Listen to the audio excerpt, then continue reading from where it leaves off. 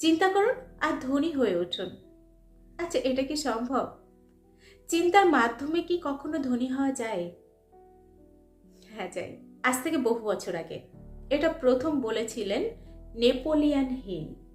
উনি বলেছিলেন, চিন্তা করো আর ধনী হয়ে ওঠো।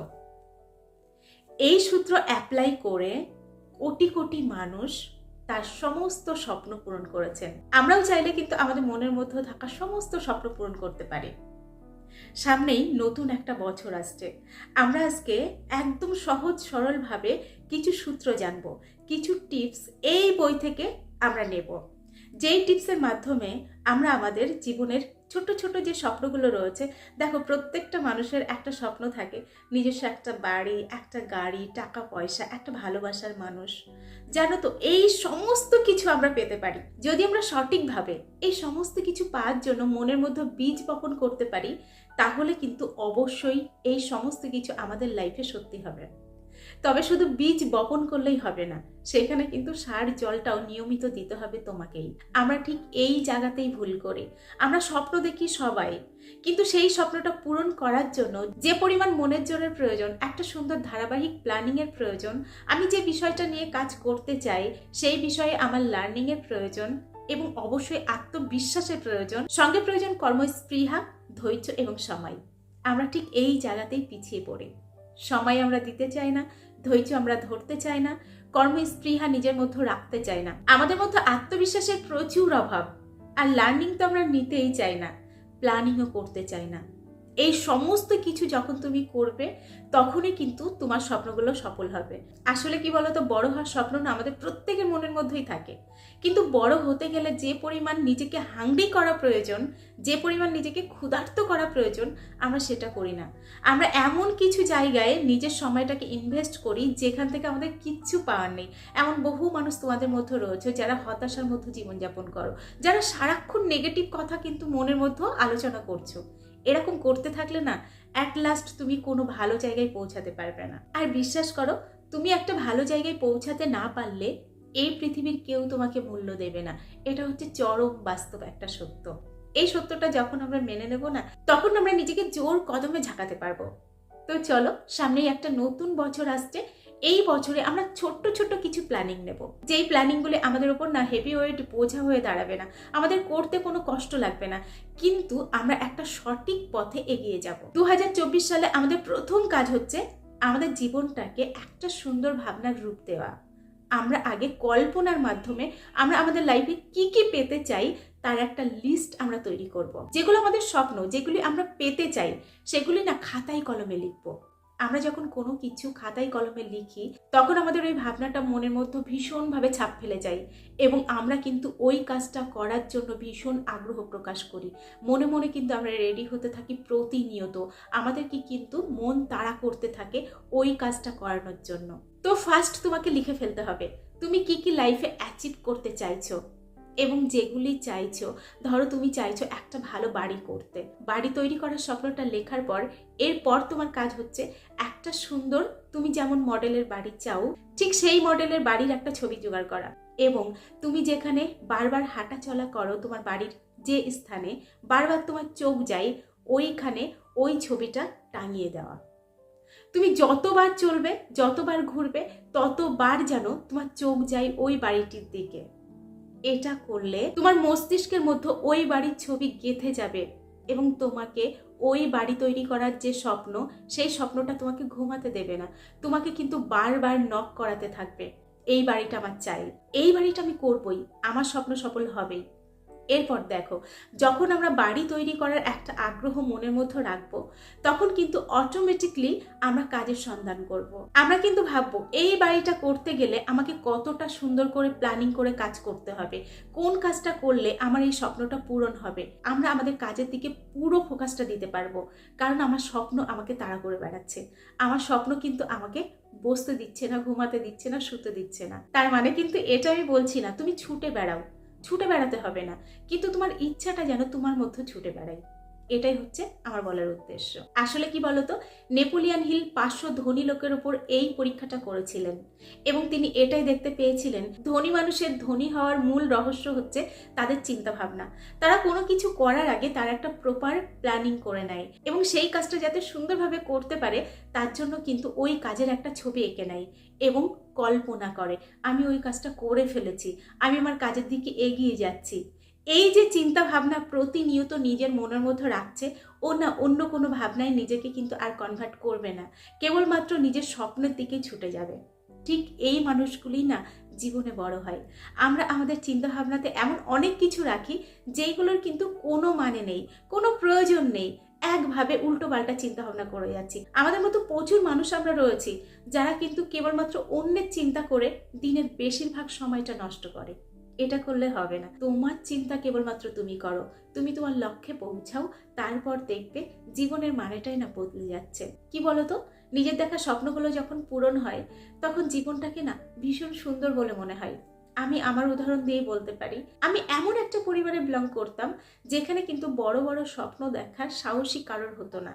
সেখানে দাঁড়িয়ে আমি অনেক বড় বড় স্বপ্ন দেখতাম। কেন দেখতাম জানি না, তখন কিন্তু আমার কানের কাছে কেউ বলেনি লাইফের স্বপ্ন দেখলে সেটা পূরণ হয়, এটা কিন্তু বলার লোক আমার ছিল না। কিন্তু ওইখানে দাঁড়িয়েও আমি স্বপ্ন দেখেছি আমার জীবনে একটা ভালো মানুষ আসবে। এটা না আমি অল টাইম ভাবতাম আমার জীবনে খুব ভালো একজন মানুষ আসবে, যেই মানুষটি আমাকে অনেকটা বেশি ভালো রাখবে, ভালোবাসবে এবং আমার সব স্বপ্ন পূরণ হবে। আমার খুব ইচ্ছা ছিল আমি ফ্ল্যাটে থাকবো, শহরে থাকবো। আমার সমস্ত ইচ্ছা কিন্তু পূরণ হয়েছে। একটা সময় স্বপ্ন দেখেছিলাম, না জেনে স্বপ্নটা দেখেছিলাম, আজকে কিন্তু সেই স্বপ্নটা পূরণ হয়েছে। আমার ছোট্ট থেকে ইচ্ছা ছিল আমার লাইফস্টাইলটা একটু ভিন্ন হবে, একটা সুন্দর বাড়ি থাকবে, গাড়ি থাকবে, একটা সুন্দর মনের মানুষ থাকবে। না, এখনো গাড়ির স্বপ্নটা পূরণ হয়নি, তার কারণ আমরা আরও একটু ধৈর্য ধরতে চাই, আরও একটু অপেক্ষা করতে চাই, আরও ভালো কিছু অ্যাচিভ করতে চাই এবং আমরা সেই দিকেই কিন্তু এগিয়ে যাচ্ছি। তো আমি তোমাদেরকেও বলছি, তোমাদের মধ্যে প্রচুর মানুষ একটুখানি মনে করো, অনেক আগে দেখে রাখা স্বপ্ন বর্তমানে কিন্তু অনেকগুলি পূরণ হয়েছে, তোমার অজান্তেই হয়ে গেছে। এবার বাদবাকি স্বপ্নগুলি তুমি সচেতনভাবে একটুখানি প্ল্যানিং করে ভাবো, দেখবে সেই স্বপ্নগুলিও অবশ্যই পূরণ হবে। তবে এখানে আমরা একটা খুব গুরুত্বপূর্ণ কথা মাথায় রাখবো, শুধু স্বপ্ন দেখলেই হবে না, তোমাকে সেই অনুযায়ী কাজ করতে হবে। আর কাজটা ততক্ষণ পর্যন্ত করতে হবে যতক্ষণ না তোমার স্বপ্ন সফল হয়। কিন্তু আমাদের মধ্যে সমস্যা কোথায় জানো, আমরা না ভয় পাই। ভয়টা কিসের বলো তো? হেরে যাওয়ার ভয়। কাজ করার আগে আমরা হেরে যাই। আমরা ভাবি যদি না পারি, যদি ব্যর্থ হই, যদি সবাই আমাকে নিয়ে হাসাহাসি করে, যদি মজা করে। এই ভয়ে বহু মানুষ জীবনে কিন্তু এগিয়ে যাওয়ার সাহসটাই পায় না, রিস্ক নিতে জানে না, রিস্ক নিতে পারে না। তোমাকে এই ভয়টাই কিন্তু কাটাতে হবে। ভয় যতক্ষণ না তুমি কাটাচ্ছ ততক্ষণ কিন্তু কাজের প্রতি আগ্রহ তোমার বাড়বে না। তো প্রথম কাজ হচ্ছে নিজের জীবন থেকে ভয় নামক শব্দটাকে মেরে ফেলা, ভয়কে ধ্বংস করা। ভয়টাকে ধ্বংস করো, এমন এমন স্বপ্ন দেখো তোমার স্বপ্নটা দেখে যেন অন্য লোক ভয় পায়, কিন্তু তুমি ভয় পাবে না, তুমি তোমার লক্ষ্যে এগিয়ে যাবে। এখানে একটা ছোট্ট কথা তোমাদের সঙ্গে শেয়ার করব। আমার হাজবেন্ড ওর জীবনে যা যা পরিকল্পনা রয়েছে সমস্ত কিছু কিন্তু খাতায় লিখেছে এবং ও কত টাকার মালিক হতে চাই সেটাও কিন্তু লিখেছিল অনেক দিন আগে। তবে ওর লেখা অর্থের পরিমাণটা যে যা দেখেছে ওর বাড়ির প্রত্যেকে অবাক হয়েছে এবং ভয়ই পেয়েছে। এবং এটাও জানিয়ে রাখি, আমিও কিন্তু ভয় পেয়েছিলাম, কিন্তু ওর চোখে মুখে কোনো ভয় নেই। ওর একটাই কথা, আমি আমার লক্ষ্যে ঠিক একদিন পৌঁছে যাব। ও কিন্তু সেই দিকেই এগিয়ে যাচ্ছে। তো তোমাদেরকেও বলছি, একটুখানি নিজের জীবনটাকে সাজিয়ে চলো, দেখবে তোমার সমস্ত স্বপ্ন পূরণ হচ্ছে। তবে এর মাঝে না অনেক চড়াই উতরাই রয়েছে। একটা কথা সবসময় মনে রাখবে, জীবনে চলার পথে হাজার হাজার ব্যর্থতা আসবে। এমন এমন দিন আমরা ফেস করেছি যেই দিনগুলির কথা এখন আমরা মনে করতেও চাই না। কোনো একটা সময় ওই দিনগুলির কথা তোমাদেরকে অবশ্যই আমি বলবো, আমি অবশ্যই তোমাদের সঙ্গে শেয়ার করব। যেই কথাগুলি শুনলে তোমাদের মনের জোর 100% বেড়ে যাবে। কিন্তু এই কথাগুলি বলার সময় এখনো সঠিকভাবে আসেনি। আরও আমরা এগিয়ে যেতে চাই, আরও ভালো জায়গায় পৌঁছাতে চাই, তারপর আমাদের জীবনের কঠিন সংগ্রামের গল্প অবশ্যই তোমাদের সঙ্গে শেয়ার করব। এটা কিন্তু আমি বলছি না যে আমাদের জার্নিটা শেষ হয়ে গেছে, এখনো কিন্তু প্রচুর হোঁচট খেতে হবে, অনেকটা সময় দিতে হবে, অনেক কিছু কিন্তু ফেস করতে হবে। কিন্তু আমরা সমস্ত কিছু ফেস করার জন্য রেডি আছি। যাই ঘটে যাক না কেন, আমরা আমাদের লক্ষ্যে ঠিক পৌঁছাবো। তো পরিশেষে সংক্ষেপে এটাই বলার, তুমি তোমার জীবনে একটা গোল সেট করো এবং একটা সঠিক কাজ নির্বাচন করো, যেই কাজগুলির মাধ্যমে তুমি তোমার সমস্ত স্বপ্ন পূরণ করতে পারবে এবং সেই কাজে নিজেকে নিংড়ে দাও, নিজের সবটুকু দিয়ে কাজের মধ্যে ঝাঁপিয়ে পড়ো এবং নিজের প্রতিটি ইচ্ছা পূরণ করার আগে অবশ্যই সেটা নিয়ে স্বপ্ন দেখো, কল্পনা করো, তুমি তোমার প্রতিটি ইচ্ছা পূরণ করছো, তুমি সেটা উপভোগ করছো, তুমি সেটা পেয়ে গেছো। এই পজিটিভ মাইন্ড অবশ্যই মনের মধ্যে সেট করো এবং ওই যে বললাম, বাড়ি যদি তৈরি করতে চাও, বাড়ির একটা ছবি তোমার সামনে টাঙিয়ে রাখো।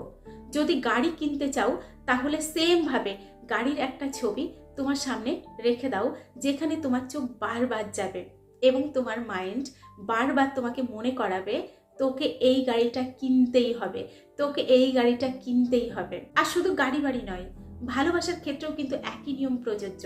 তুমি সবসময় এটা ভাবো যে আমার জীবনে ভালো কেউ এসেছে, যেই মানুষটা কেবলমাত্র আমাকেই ভালোবাসছে, আমি তার জীবনের সব, আমার জীবন সঙ্গী সব সময় আমাকে সাপোর্ট করছে, আমাকে ভালো রেখেছে, আমি তাকে ভালো রেখেছি, আমরা দুজন একসঙ্গে একই পথে এগিয়ে যাচ্ছি, আমাদের মধ্যে সুন্দর একটা সম্পর্ক, সুন্দর একটা বন্ডিং।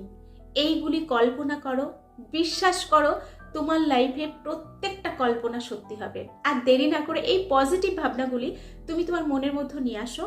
আমি তোমাকে বলছি, তোমার প্রতিটি স্বপ্ন সফল হবে। তার জন্য একটু ধৈর্যের প্রয়োজন রয়েছে।